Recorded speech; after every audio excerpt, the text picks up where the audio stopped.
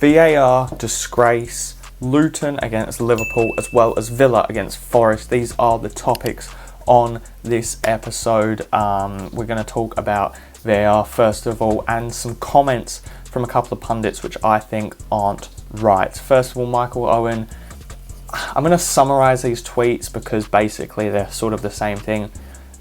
Basically saying how the Newcastle-Arsenal game yesterday was brilliant watch, two top teams. However, Arteta's behaviour was embarrassing and disgraceful, as he said about the refereeing. And for the club to release a statement moaning about the standard of officiating as poor, and for a team of Arsenal standing totally classless. I'll get to that comment in a minute. Gary Neville talking about how it's always players against the referees, it seems, or that sort of thing. That everyone hates us, the refs are out to stitch us up, and it's their bias versus ours. For someone that played under Fergie and they got a lot of calls, not the right person to be talking about refereeing and bias, and saying that Arsenal's letter and the Liverpool one are wrong, do it privately. Managers and players make far more mistakes than the refs. First of all, does it matter if managers and players make mistakes in terms of this? Because that's down to the managers and players. They can blame themselves for that. Arteta said in his press conference that whenever they're poor, whenever the team is poor, he will take the blame for that.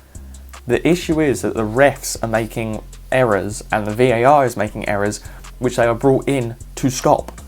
It was brought in to stop these errors from occurring. There are technologies now especially which are automated offside, so we know whether it's offside or not. I'm pretty sure they had at the World Cup technology which could tell whether the ball had crossed the line or not. They exist.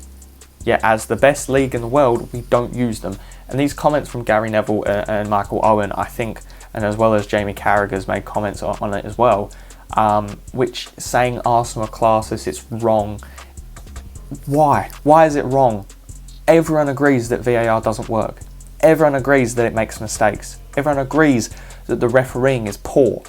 So why aren't they allowed to say anything? And for Gary Neville saying, if I was Howard Webb, I would stop apologising to them. You do a show with Howard Webb, of course you're going to back him up. And Michael Owen and Gary Neville put this tweet out at the exact same time.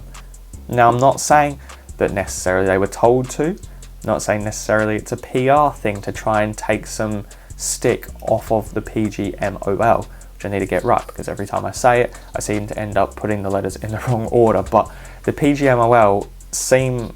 I'm not saying that they've asked them to do this, but maybe they're probably, like Mark Goldbridge says a lot, they're probably in a sort of WhatsApp group, a messaging group. Maybe one of them went, yo, Gary, Michael, Jamie, can you just ease the pressure on us a bit? Because questions are coming, and they're going to keep coming if this happens every week. And it seems to be a common occurrence. And it's just not good enough. It's not good enough. We're supposed to have the best league in the world, yet our referees seem to be awful every week. Anyway, let's talk about the football. That's what we all care about. That's what we want to talk about, the football. Luton, Liverpool we'll go to first at Kenilworth Road. Luton managing to managing to get a point. Yes, they were lucky that Darwin Núñez skied the ball when it was a pretty open shot. They were also unlucky that it took a very late goal from Luis Diaz to take 3 points from them, but it does show that Luton can dig in and get points against some of the big teams, and it's a massive blow for Liverpool, who will see that as a massive opportunity missed against one of the bottom sides. I think the three promoted teams are the ones where those top 6 to 8 teams should not really drop points against, and it's happened here.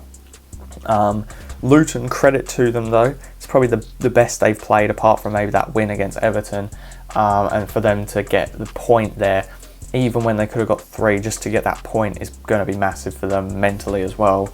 The other game, Aston Villa against Nottingham Forest, Emi Martinez a bit of a howler for that second goal for Forest, but we're starting to see that Villa away from home and Villa at home have two very different sides. Off the top of my head, they've lost against Newcastle and Liverpool away as well, but their home record has been imperious. They've been really good against the teams that they played at home. So I think for Villa, it's a case of winning their games at home. If out of their 19 they can win 15 and maybe draw 2, lose 2, that gives them 47 points from that alone, and then you're talking probably another 20 or so on top of that to be in that sort of Champions League territory for the places.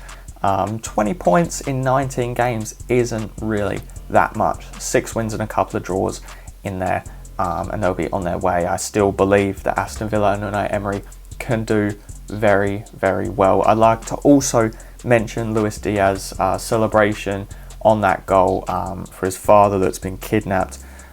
Terrible thing to happen, and even as an Arsenal fan, as much as it would have been nice for them to not even get a point, if anyone was going to score in that game, I think Luis Diaz's scoring was very, very good. But I'd like to lastly, before I finish this video, just go back to that VAR situation. I know it's been a couple of days. People say, oh, you stop crying as an Arsenal fan, but I'm not here necessarily saying that all the issues come from that game. There's been plenty of games, even last week, Wolves against Newcastle, there was a penalty, which honestly was never a penalty.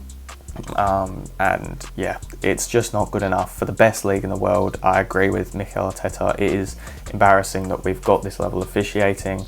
And also, I didn't even mention Bruno Guimaraes not getting sent off for that cowardly elbow on Jorginho. Not good enough. But Jamie Carragher, Gary Neville, Michael Owen, they need to stop putting out these PR-filled tweets to try and back up the PGMOL. But that's it for today.